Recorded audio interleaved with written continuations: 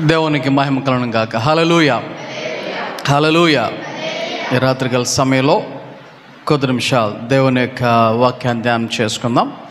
మత్తయి సువార్త 26వ అధ్యాయం. మత్తయి సువార్త 26వ అధ్యాయం.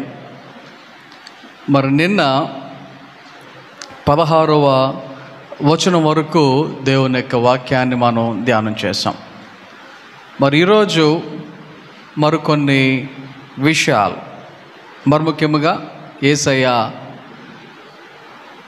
ఈ భూమి మీద ఉన్నప్పుడు గురువారం ఏం జరిగింది అనేటువంటి విషయాన్ని మనందరం కలిసి దేవుని సన్నిధిలో ఆయన యొక్క వాక్యాన్ని ధ్యానం చేద్దాం.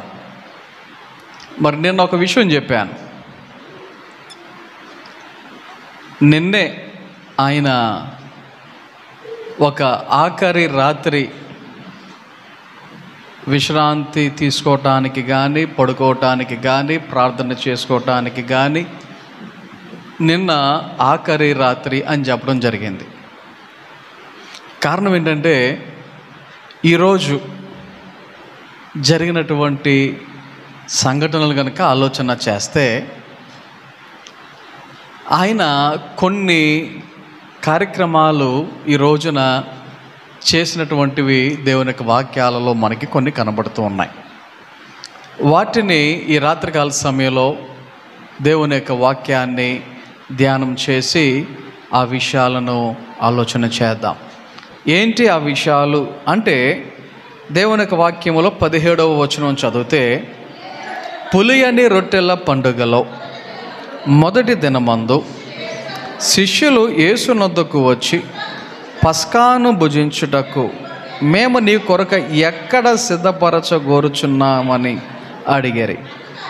అందుకు ఆయన, మీరు పట్టణమందున్న ఫలాని మనుషుని యొద్దకు వెళ్ళి, నా కాలము సమీపమై ఉన్నది, నా శిష్యులతో కూడా నీ ఇంట పస్కాను ఆచరించదనని బోధకుడు చెప్పుచున్నాడని అతనితో చెప్పుడనేను. చాలు. చదవబడిన వాక్యాన్ని ఈ రాత్రికాల సమయంలో కొద్ది నిమిషాలు ధ్యానం చేద్దాం.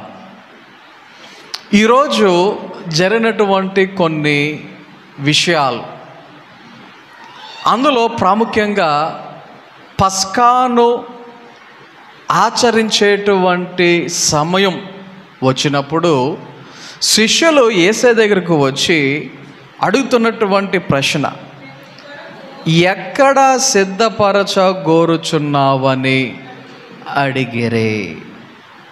పస్కాను ఎక్కడ సిద్ధపరచగోరుచున్నాం? కారణం ఏంటంటే, ఇశ్రాయేలీయులకు లేక యూదులకు ఈ పస్కా అనేది అంత ప్రాముఖ్యమైనది. చాలా అంటే చాలా పవిత్రంగా, మర్చిపోకుండా, మానకుండా ఆచరించేటువంటి వాటిలో ఇదొకటి. ఈ పస్కా అనేది సంవత్సరానికి ఒకసారే వస్తుంది.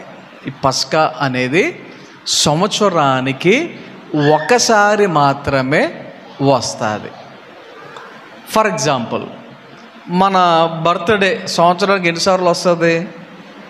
పెళ్లి రోజు సంవత్సరానికి ఎన్నిసార్లు వస్తుంది? చనిపోయిన రోజు సంవత్సరానికి ఎన్నిసార్లు వస్తుంది? అది మనకు తెలియదు, కానీ మన ఇంట్లో వాళ్ళదో ఎవరిదో మనకు తెలిసేది. అలాగా పస్కా అనేది సంవత్సరానికి అది కూడా ఒకసారి మాత్రమే వస్తుంది.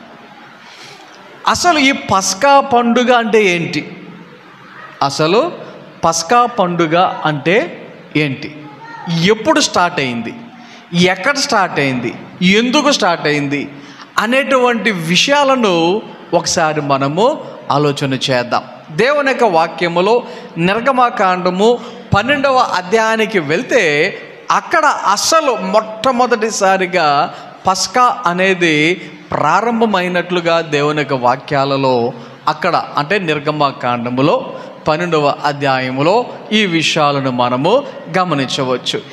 ఎందుకు ఏంటి అంటే, మనందరికీ తెలుసు మరి దేవుడు మోషేను, ఇశ్రాయేలీయులను ఆ యొక్క ఐగుప్తులో నుండి బయటకు రప్పించడానికి దేవుడు ఎన్నుకొని పంపిస్తే, ఈ మోషే ఫరోతో మాట్లాడి నీవు పంపించాలి నా ప్రజలను అంటే, ఫరో ఏం చేసేవాడు?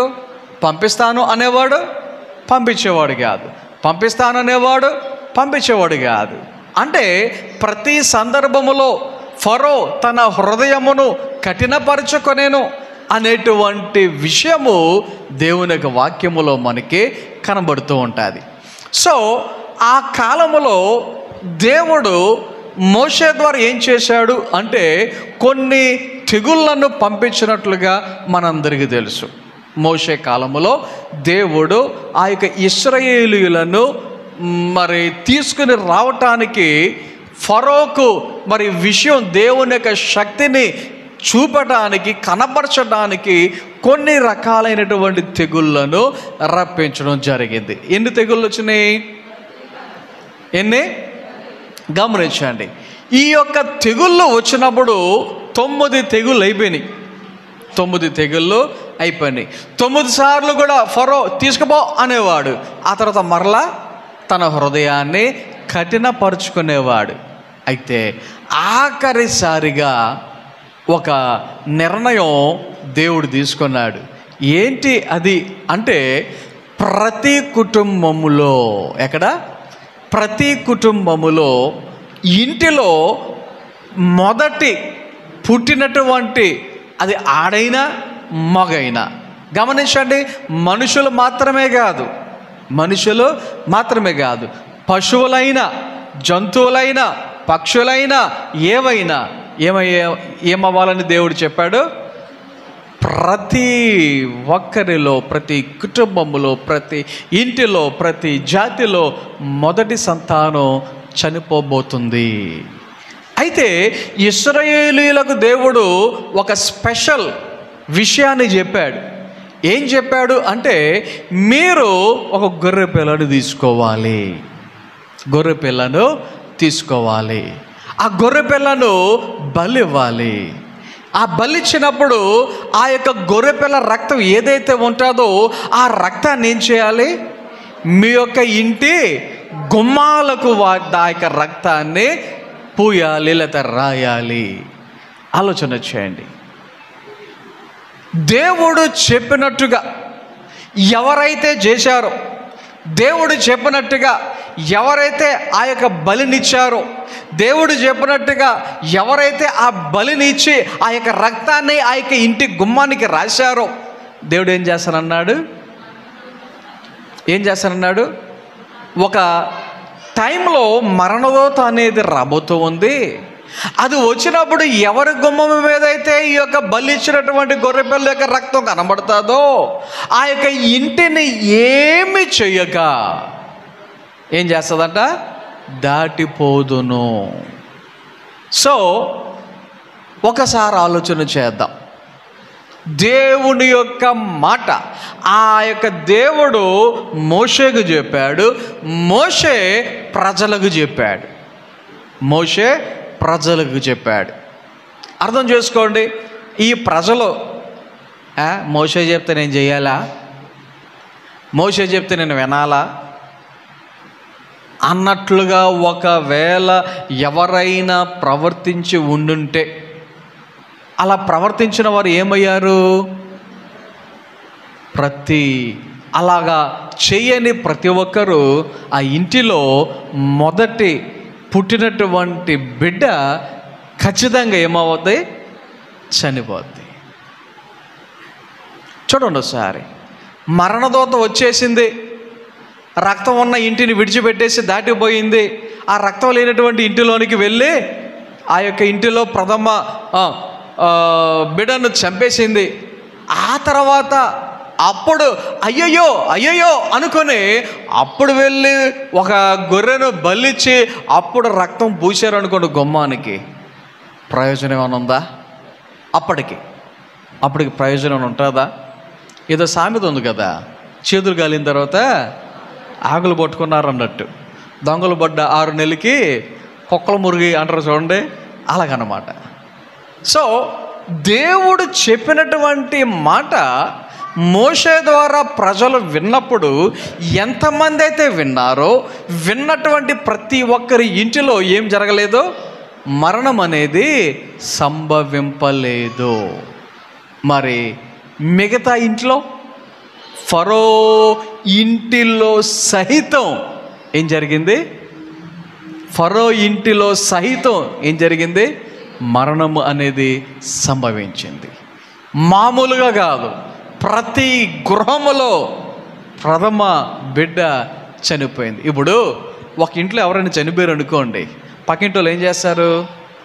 వాళ్ళ దగ్గరికి వెళ్ళి కాసేపు కూర్చొని మాట్లాడి, ధైర్యం చెప్పి, ఆదరణ మాటలు చెప్పి, మొత్తానికి కాసేపు అవసరమైతే వాళ్ళతో కలిసి ఏడ్చి, మొత్తానికి ఏం చేస్తాం? మన యొక్క ఇరుగు పొరుగు వారి యొక్క ఇంట్లో ఏదైనా జరిగితే వారికి మనం చేయదగినటువంటి సహకారం, చేయదగినటువంటి సహాయం చేస్తూ ఉంటాం. ఎందుకంటే ఆ ఇంటికి మరి చనిపోయినప్పుడు ఎవరైనా వచ్చారనుకో, మరి ఆ ఇంటోళ్ళు బాధలో ఉంటారు, దుఃఖంలో ఉంటారు, ఏడుపులో ఉంటారు. మరి వచ్చిన వాళ్ళకి కనీసం నీళ్ళు ఇవ్వలేరుగా. మరి ఈ పనులు చేసేది ఎవరు? పక్కింటోళ్ళే, అవునా కాదా? ఇరుగు పొరుగు వారే. మరి ఐగుప్తులో ఒక ఇంట్లో చనిపోయారు అనుకో, పక్కింటోళ్ళు వెళ్ళి ఆదరిద్దాం, పక్కింటోళ్ళ దగ్గరికి వెళ్ళి మనం ధైర్యం చెప్దాం అంటానికి ఇప్పుడు అక్కడ పరిస్థితి ఎలా మారిపోయింది? ఎలా మారిపోయింది? ప్రతి ఇంటిలోనూ మరణం. ఏ ఇల్లు కూడా ఈ ఇంట్లో చనిపోలేదు అని చెప్పడానికి అవకాశం లేదు. ప్రతి ఇంటిలో మరణం. ఎంత అలాగునంటే రాజుగారి ఇంటిలో సహితం, ఫరో ఇంటిలో సహితం. గమనించండి, ఫరో ఇంట్లో పరిస్థితులు ఏంటి? ఈయన చనిపోతే ఈయన తర్వాత ప్రథమ కుమారుడు ఏమవ్వాలి? ఫరో అవ్వాలి, అంటే రాజు అవ్వాలి. అలాంటి ఇంటిలో నెక్స్ట్ రాజు అవ్వవలసిన వాడు చచ్చిపోతే ఎలా ఉంటుంది పరిస్థితి? గమనించండి. మీరు ఇంకొక విషయాన్ని ఇలాగ ఆలోచన చేయండి. ఎలాగంటే, తల్లిదండ్రులు చనిపోయారు అనుకో, బిడ్డలు పెద్ద అయిన తర్వాత సరే వయసు అయింది చనిపోయారు అనుకోవచ్చు. తల్లిదండ్రులు ఉండగా వాళ్ళ బిడ్డలు చనిపోతే అది ఎంత బాధగా ఉంటుంది, అది ఎంత దుఃఖకరంగా ఉంటుంది. ఇంకొకలా కూడా మీరు ఆలోచన చేయొచ్చు. ఒక ఇంటిలో తాత మామలు ఉన్నారు, వాళ్ళకి కొడుకు కూతురులు ఉంటారు, కొడుకు కూతుర్లకి ఆ తాతలకి కొడుకులు, ఆ తాతలకి మనవళ్ళు ఉంటారు. వీళ్ళకి పుట్టిన వాళ్ళు తాతలకి ఏమవుతారు? ముని మనవళ్ళు ఉంటారు. 4 జనరేషన్స్ అనుకుందాం ఫర్ ఎగ్జాంపుల్. ఈ 4 జనరేషన్స్లో కూడా మొదటిగా పుట్టిన వారు ఏమైపోతున్నారు? చనిపోతున్నారు. అంటే ఒక ఇంట్లో ఒక మరణమే కాదు, ఒక ఇంట్లో అవసరమైతే 2, 3, 4 మరణాలు జరిగినటువంటి పరిస్థితులు కూడా ఆ రోజున సంభవించాయి. సో ఒక్కొక్క ఇంటిలో అన్ని మరణాలు ఉంటే పరిస్థితి ఎలాగుంటుందో ఆలోచన చేయండి. కానీ ఇశ్రాయేలుకి ఏమైనా జరిగిందా? అలాంటి పరిస్థితి వచ్చిందా? రాలేదు. కారణం ఏంటి? దేవుడు చెప్పిన రీతిగా వారు బలి ఇచ్చి ఆ రక్తాన్ని ఆ ఇంటి గుమ్మానికి రాశారు కాబట్టి. ఒకవేళ ఇశ్రాయేలీయులలో అలా చేయకపోతే చేయని వారు కూడా ఏమై ఉంటారు? చనిపోయి ఉంటారు. అయితే ఇది బ్యాక్గ్రౌండ్. ఇలాగున దేవుడు ఎప్పుడైతే వాళ్ళకి విజయాన్ని ఇచ్చాడో, ఇదే ఆఖరి తెగులు. దీని తర్వాత ఫరో ఏం చేశాడు? ఇశ్రాయేలీయులను విడిచిపెట్టేశాడు. వెళ్ళిపోండి, ఇక్కడ ఉండవద్దు, మీరు వెళ్ళిపోండి అని విడిచిపెట్టేశాడు. సో ఇశ్రాయేలీయులకు విముక్తి వచ్చింది, ఐగుప్తు నుండి విడుదల వచ్చింది, బానిసత్వం నుండి వారు విడుదలయ్యారు.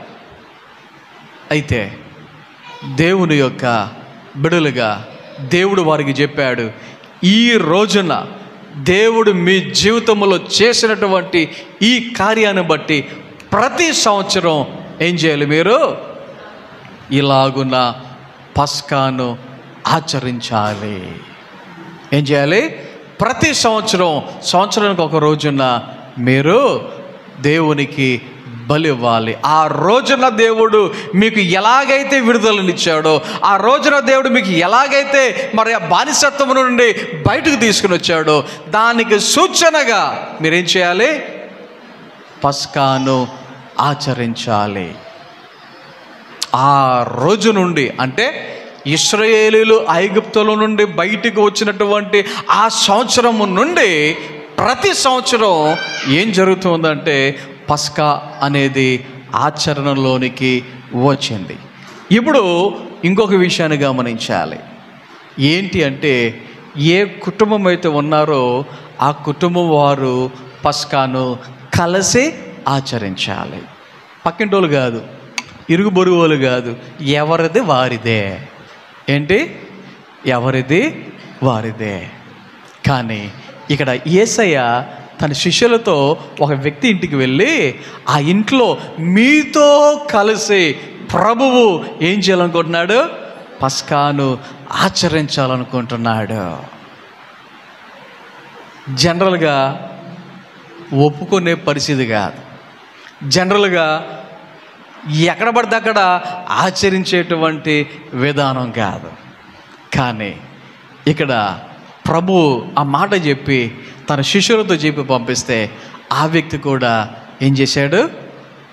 అంగీకరించి ఆ యొక్క ఇంటిలోనికి వెళ్ళి అక్కడ పస్కాను ఆచరించడానికి ఆయన ఒప్పుకోవటం, శిష్యులు అక్కడ ఆ ఇంటిలో సిద్ధపరచడం జరిగింది. ఇది ఈ రోజున అనగా గురువారం జరిగినటువంటి సంఘటన. మరొక సంఘటన జరిగింది. శిష్యులతో యేసయ్య మాట్లాడుతూ ఉండగా, అది మత్తయి సువార్తలో మనకు కనబడదు, కానీ యోహాను సువార్త 13వ అధ్యాయంలో మనం చూస్తే అక్కడ యేసయ్య మరొక విషయాన్ని తన శిష్యులకు నేర్పిస్తూ ఉన్నాడు. ఏంటి అక్కడ అంటే, దేవుని యొక్క వాక్యములో 13వ అధ్యాయంలో మనం చదివితే చూడండి, తండ్రి యొద్దకు వెళ్ళవలసిన గడియ వచ్చినని యేసు పస్కా పండుగకు ముందే ఎరిగిన వాడై లోకంలో ఉన్న తన వారిని ప్రేమించి వారిని అంతము వరకు ప్రేమించెను. వారు భోజనము చేయుచుండగా, అంటే ఎప్పుడు? పస్కా టైంలో. అక్కడ దేవుని వాక్యంలో చదువుతూ ఉన్నాం, ఆయనను అప్పగింపవలని సీమోను కుమారుడు ఇస్కరియోతు యోధ హృదయములో అపవాది ఇంతకు ముందు ఆలోచన పుట్టించి ఉండేను. ఇవన్నీ మనకు తెలిసిందే. అయితే యేసయ్య భోజనానికి ముందు ఏం చేస్తున్నాడు అంటే, దేవుని యొక్క వాక్యంలో మనకు కనబడుతూ ఉంది, ఆయన ఒక వరుస క్రమంలో వారిని కూర్చోబెట్టి, తన శిష్యులను కూర్చోబెట్టి ఒక పల్లెము తీసుకుని కొన్ని నీళ్లు తీసుకుని శిష్యుల యొక్క పాదములను కడుగుచుండెను. ఏం చేస్తున్నాడు ఆయన?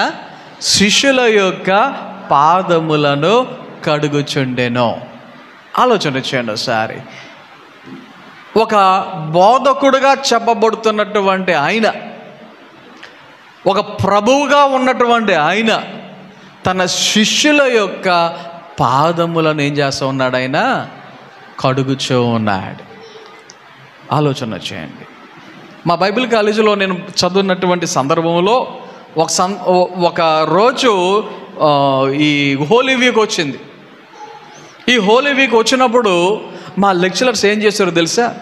మమ్మల్ని కూడా అలాగే కూర్చోబెట్టి వాళ్ళు ఒక పళ్ళెము తీసుకొని మా కాళ్ళన్నీ కడుగుతూ ఉంటే మాకు కళ్ళల్లో నీళ్ళు గిర్రని తిరిగినాయి. అయ్యో సార్ మీరేంటి, మేడం మీరేంటి అంటే, ఏం కాదు, దేవుడు నేర్పించిన విధానం. అప్పుడు వాళ్ళు మాకు చెప్పింది ఏంటంటే, మీరు కూడా అలాగున చెయ్యటానికి సిద్ధ మనసు కలిగి ఉండాలి అని. అప్పుడు అర్థమైంది, ఓకే రైట్, సర్వెంట్ హార్ట్ అంటే ఏంటి. ఎన్నిసార్లు చేసామో గుర్తులేదు, కానీ బైబిల్ కాలేజీలో ఉండగానే చాలా సందర్భాలలో మేము కూడా ఇలాగున చేయటం జరిగింది. రీసెంట్గా అంటే 2019లో అనుకుంటా, 19, 18 గుర్తులేదు, కానీ హాంకాంగ్ అనేటువంటి దేశం వెళ్ళినప్పుడు అక్కడ కొంతమంది సేవకులను అడిగారు, ఎవరెవరు ఇలాగున్న చేయగలుగుతారు, అలా చేయాలనేటువంటి మనసు ఎవరికి ఉంది అంటే నేను కూడా లేచా. వెళ్ళి ఆ కాన్ఫరెన్స్లో ఇంచుమించు ఒక 3-4 వేల మంది ఉంటారు. ఆ 3-4 వేల మంది మరి గుంపులుగా మరి ఒక్కొక్క ప్లేస్లో వాళ్ళని కూర్చోబెడితే మరి మేము ఇంచుమించు ఒక 200-300 మంది సేవకులు అక్కడ నిలవబడ్డాం. మా అందరికి ఎలాగ ఇచ్చారు, వాళ్ళందరి యొక్క కాళ్ళు అంటే ఎవరి గ్రూపులో వాళ్ళకి కడగడానికి మేము ముందుకు వెళ్ళి అలాగున చేయటం జరిగింది. ఆలోచన చేయండి, యేసయ్య ఇది ఎందుకు చేశాడు అంటే శిష్యులతో చెప్తున్నటువంటి మాట ఏంటో తెలుసా? మనము 12వ వచనం నుంచి చదువుకుంటూ వెళ్తే, వారి పాదములు కడిగి తన పై వస్త్రమును వేసుకొనిన తరువాత ఆయన మరలా కూర్చుంటే, నేను మీకు చేసిన పని మీకు తెలిసినదా? నేను చేసిన పని మీకు తెలిసినదా? మామూలు ఏమనుకుంటారు, ఏంటి కాలు నీళ్ళు దిగొచ్చి మా కాళ్ళు కడిగావు అంతేగా అనుకుంటారు కొంతమంది. కానీ యేసయ్య చెప్తున్నాడు, బోధకుడనియు ప్రభువనియు మీరు నన్ను పిలుచుచున్నారు. నేను బోధకుడను ప్రభువును గనుక మీరిట్లు పిలుచుట న్యాయమే. కాబట్టి ప్రభువును బోధకుడునైన నేను మీ పాదములు కడిగిన యెడల మీరును ఒకరి పాదములను ఒకరు కడగవలసినదే. నేను మీకు చేసిన ప్రకారము మీరును చేయవలనని మీకు మాదిరిగా ఇలాగు చేసి తినే. ఎందుకు చేశాడంట? మాదిరిగా ఉండటానికి ఇలాగు చేసి తినే. కారణం ఏంటంటే ఆ రోజుల్లో శాస్త్రులు అనేటువంటి వారు, పరిసయ్యులు అనేటువంటి వారు, ప్రధాన యాజకులు అనేటువంటి వారు ఎలా ఉండేవారు తెలుసా? నిన్నే కొన్ని విషయాలు మనం విన్నాం. వాళ్ళు మరి అంటే చాలా హై పొజిషన్స్ వారు కోరుకునేటువంటి వారు. ఎక్కడికి వెళ్ళినా మేమే కనబడాలి, ఎక్కడికి వెళ్ళినా మమ్మల్ని పొగడాలి, ఎక్కడికి వెళ్ళినా మాకే వందనాలు చెప్పాలి అన్నట్లుగా ఉండేది వాళ్ళ యొక్క బిహేవియర్. అందుకనే యేసయ్య ఏమన్నాడు తెలుసా? వాళ్ళు బోధించింది మీరు చేయుడు కానీ వారి యొక్క క్రియలు చెప్పున మీరు చేయకుడి అని యేసయ్య స్పష్టంగా చెప్పడం మనందరికీ తెలుసు. నిన్నే ఈ విషయాలన్నీ మనం విన్నాం. గమనించండి, యేసయ్య తన శిష్యులకు ఒక మాదిరిని నేర్పించడానికి ఈ యొక్క మరి రకంగా పాదములను కడిగినట్లుగా వాక్యములో చూస్తూ ఉన్నాం. ఆ తర్వాత ఆ రోజున మరి ఇది ఎప్పుడు జరిగింది అంటే భోజనానికి కూర్చున్నప్పుడు, భోజనానికి ముందు జరిగినటువంటి సంఘటన. ఓకే, తర్వాత సాయంకాలం అయినప్పుడు 20వ వచనం, మత్తయి సువార్త 26వ అధ్యాయం 20వ సాయంకాలం అయినప్పుడు ఆయన 12 మంది శిష్యులతో కూడా భోజనమునకు కూర్చుండెను. వారు భోజనము చేయుచుండగా ఆయన, మీలో ఒకడు నన్ను అప్పగించునని మీతో నిశ్చయముగా చెప్పుచున్నాను నేను. భోజనానికి కూర్చున్నప్పుడు, భోజనము చేయటానికి సిద్ధపడుతూ ఉన్నప్పుడు ఆయన చెప్పిన మాట, మీలో ఒకడు నన్ను అప్పగింపబోచున్నాడు. ఆలోచన చేయండి, ఎప్పుడైనా సరే భోజనానికి కూర్చున్నప్పుడు, భోజనం చేసేయడానికి ముందు మరి ఎలాంటి మాటలు మాట్లాడుతూ ఉంటారు?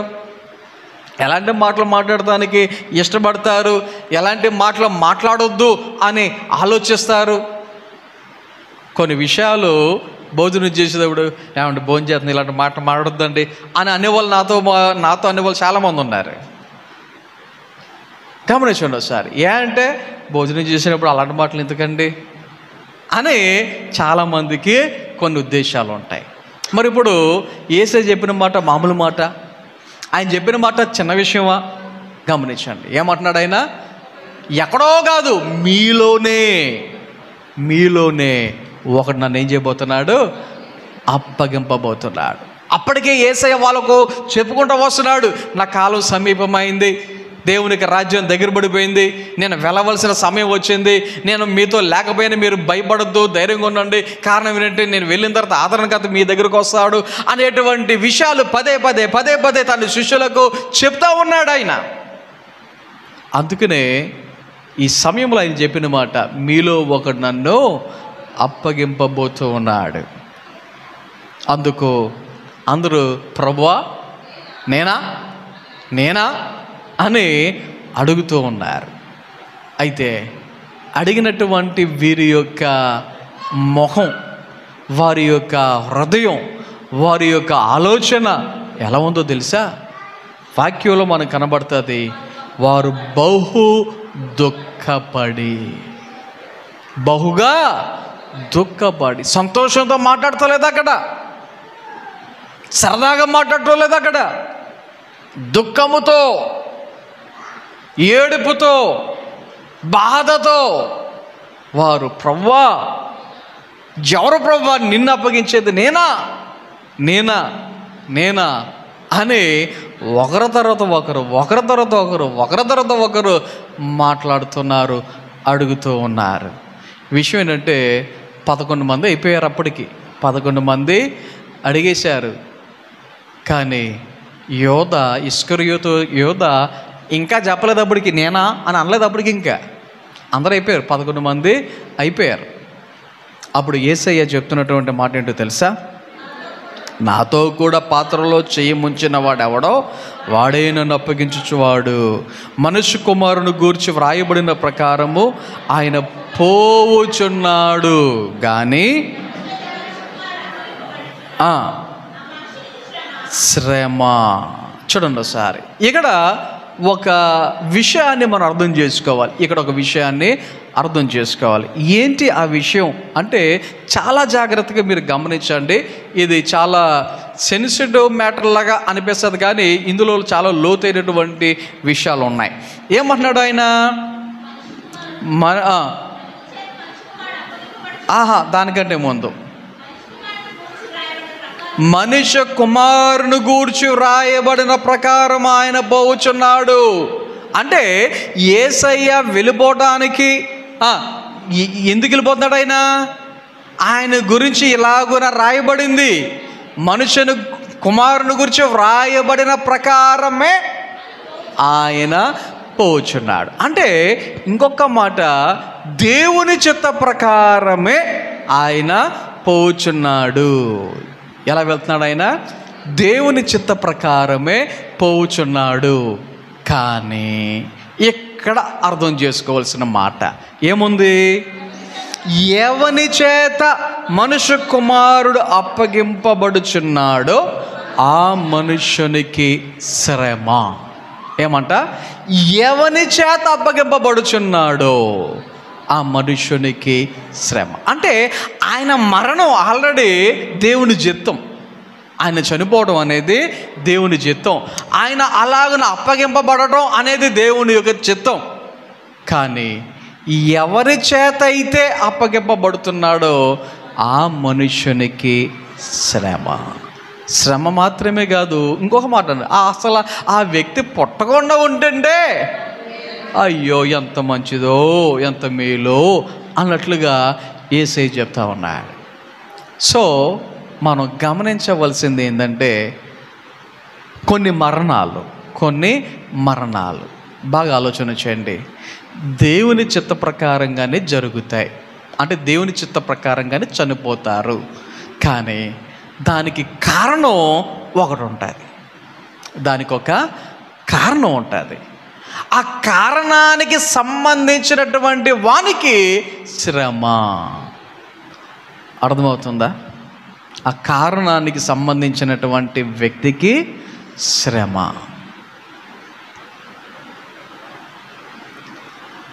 ఫర్ ఎగ్జాంపుల్, మీకు అర్థం కాదు చెప్తున్నా. రీసెంట్గా ప్రవీణ్ గారు చనిపోయారు. ఆయన చనిపోవడం అనేది దేవుని చిత్తం అనుకుందాం, అది దేవుని యొక్క చిత్తం అనుకుందాం. కానీ ఆ చనిపోవడానికి కారణం కూడా ఒకడు ఉన్నాడే, అది ఎవరైనా కానీ ఆ వ్యక్తికి ఏంటి చెప్పండి? శ్రమ.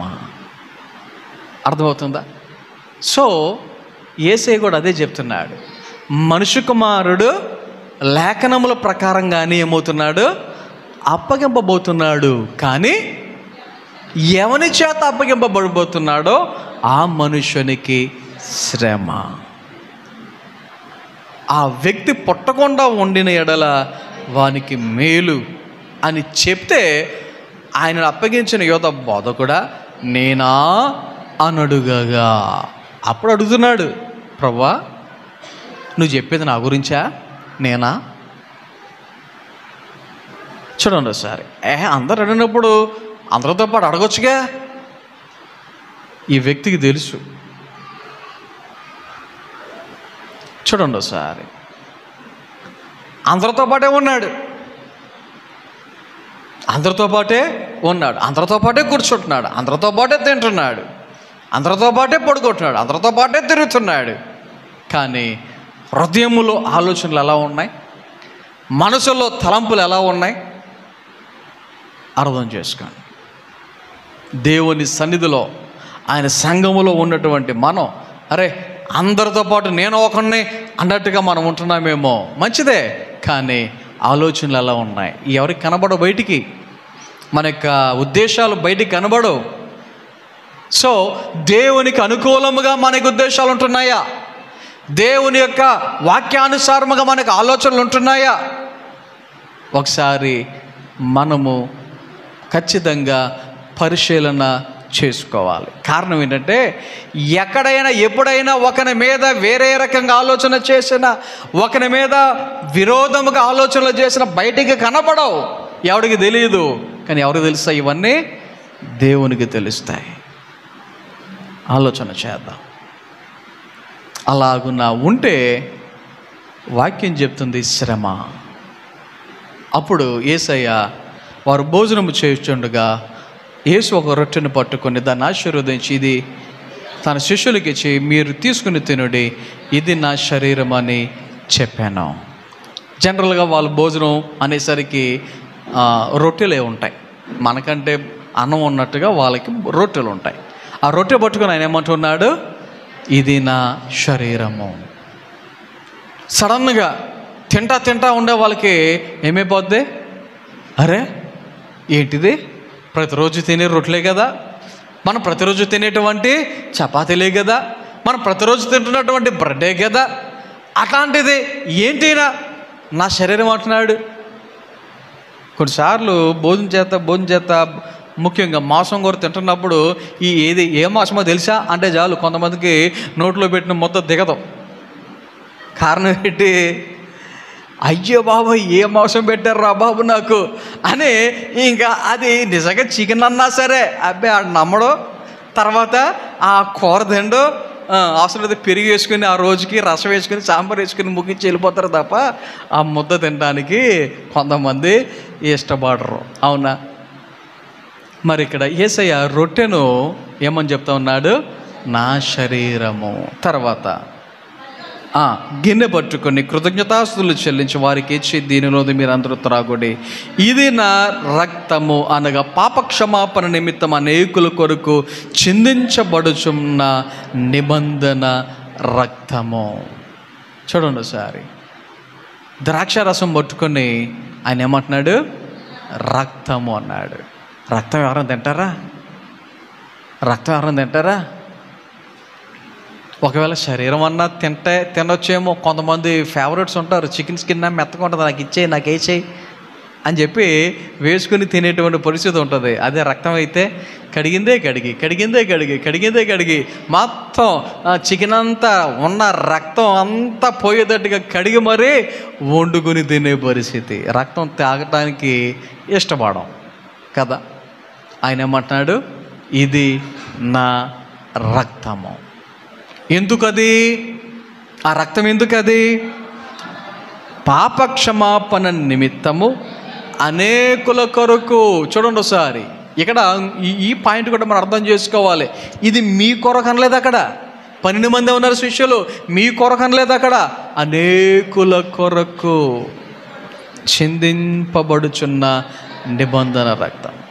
ఆ తర్వాత అసలైనటువంటి మాట ఇంకోటి చెప్తున్నాడు, నా తండ్రి రాజ్యములో మీతో కూడా నేను ఈ ద్రాక్షారసము క్రొత్తదిగా త్రాగు దినము వరకు ఇకను దాన్ని త్రాగనని మీతో చెప్పుచున్నాను అనేను. మళ్ళా నెక్స్ట్ ఎప్పుడు తాగుతానన్నాడు ఆయన, ఎప్పుడు తాగుతానన్నాడు ఆయన మరలా? తండ్రి రాజ్యములో మీతో కూడా నేను ఈ ద్రాక్షారసము క్రొత్తదిగా త్రాగు దినము వరకు ఇక దానిని త్రాగను. సో ఇంకొక విషయాన్ని అర్థం చేసుకోవాలి. తండ్రి రాజ్యములు కూడా మనకు మరొకసారి ఈ రకమైనటువంటి బల్లార్దన కార్యక్రమం జరగబోతుంది. అప్పుడు ఎవరితో కలిసి తీసుకుంటాం అన్నమాట? ప్రభువుతో కలిసి మనము పాల్గొంటాం అన్నమాట. అర్థం చేసుకోండి. మరి అక్కడ ఆయనతో కలిసి మనం పాల్గొవాలి అంటే ముందు ఈ లోకములో ఉండగా మనము ఆయన శరీరమును ఆయన రక్తమును స్వీకరించేవారుగా, ఆ యొక్క రక్తాన్ని బట్టి ఆ యొక్క శరీరాన్ని బట్టి మనల్ని మనము బలపరుచుకొని, పరిశుద్ధపరచుకొని, పవిత్రపరచుకొని దేవుని యొక్క రాజ్యానికి వారసులగునట్లుగా సిద్ధపడుతున్నటువంటి వారముగా ఉండాలి. అలాగున ఆయన వారికి ఇచ్చి అంతటా వారి కీర్తన పాడి ఒలీవల కొండకు వెళ్ళిరి. ఇది ఈరోజు ఆయన భూమి మీద ఉన్నప్పుడు జరిగినటువంటి విషయాలు, బోధించినటువంటి విషయాలు, నేర్పించినటువంటి విషయాలు. సో దేవుని యొక్క వాక్యానుసారముగా మన యొక్క జీవితంలో మనం ఇప్పుడు పస్కా బలి పశువును మనం అర్పించవలసిన పని లేదు. కారణం ఏంటంటే ఆయనే మన కొరకు బలి అయ్యాడు. ఆయనే మన కొరకు తన రక్తాన్ని చిందించాడు. ఆ రోజున ఎవరైతే రక్తాన్ని వారి గుమ్మం మీద రాయలేదో వారు మరణదూత వచ్చి సంహరించేది. కానీ ఇప్పుడు మనందరికీ ఆయన ఏం చేశాడు? తన యొక్క అమూల్యమైన రక్తాన్ని ఇచ్చాడు. తర్వాత ఆయన తన శిష్యులకు నేర్పిస్తున్నాడు, మీలో మీరు నేను గొప్ప అన్నట్టుగా కాదు, మీరు ఎలా ఉండాలి? పరిచర్య చేసేవారుగా ఉండాలి, పరిచర్య చేసేటువంటి మనసు కలిగి ఉండాలి అని ఆయన చెప్పడం జరిగింది. ఆ తర్వాత తనకి శిష్యులతో ఆయన చెప్తున్నాడు ఏమని? నా విషయమై అభ్యంతరపడతారు. కొంతమంది పారిపోయారు. అక్కడ ఆయన దగ్గర ఎవరు లేరు. ఏ పేతురు అయితే ప్రభువా నా కాళ్ళు కడగటానికి నేను ఒప్పుకోను అన్నాడో, లేదు నేను కడగాలి అని చెప్పేసి ప్రభు అంటే నా కాలే కాదు చేతులు తల కూడా కడిగా అన్నాడు. అప్పుడు యేసయ్య చెప్తాడు ఏమో తెలుసా? అరే స్నానం లేని వాళ్ళకి అన్నీ కడగాలి, నువ్వు వాళ్ళకి స్నానం చేసావు కాబట్టి కాలు కడుక్కుంటే చాలే అని పేతురికి ఆయన చెప్పడం జరిగింది. మూడవదిగా ఆయన తన యొక్క రక్తమును గురించి, శరీరమును గురించి నేర్పించినటువంటి రోజు ఈరోజు. దాన్నే ది లాస్ట్ సప్పర్ అంటారు. ఏమంటారు దీన్ని? ది లాస్ట్ సప్పర్, ప్రభు రాత్రి భోజనం అంటారు. సో ఈ సమయంలో యేసయ్య చేసినటువంటి ఆ యొక్క విషయాలు, కార్యక్రమాలు ఏవైతే ఉన్నాయో వాటిని మనం ధ్యానం చేసాం. మరి ప్రభు రాత్రి భోజనాన్ని ఆయన ఎలాగైతే తన శిష్యులకు ఇచ్చాడో మరి ఈరోజు మనము కూడా దానిని జ్ఞాపకం చేసుకుంటూ ఈ రాత్రికాల సమయంలో మనము కూడా ఆ యొక్క ప్రభురాత్రి భోజనములో పాల్గొబోతూ ఉన్నాం. మనం ప్రార్థన పూర్వకముగా ఆయన శరీరాన్ని, ఆయన రక్తాన్ని మనం స్వీకరిద్దాం. మనందరం కొద్ది నిమిషాలు దేవుని సన్నిధిలో ప్రార్థన చేద్దాం. ఎవరికి వారే మీ ప్లేసులోనే ఉండి మీరందరూ కూడా మీ తలలు వంచి కంట్లు మూసుకొని ఒకసారి మీ యొక్క హృదయములో ఆలోచన చేసి మీ యొక్క ఆత్మీయ జీవితం ఎలా ఉంది, దేవుని బిడ్డలుగా మనం ఎలా ఉన్నాం, ఎలా జీవిస్తున్నాం అని మనమందరం కలిసి మనల్ని మనము పరిశీలన చేసుకుందాం. ప్రార్థన చేద్దాం.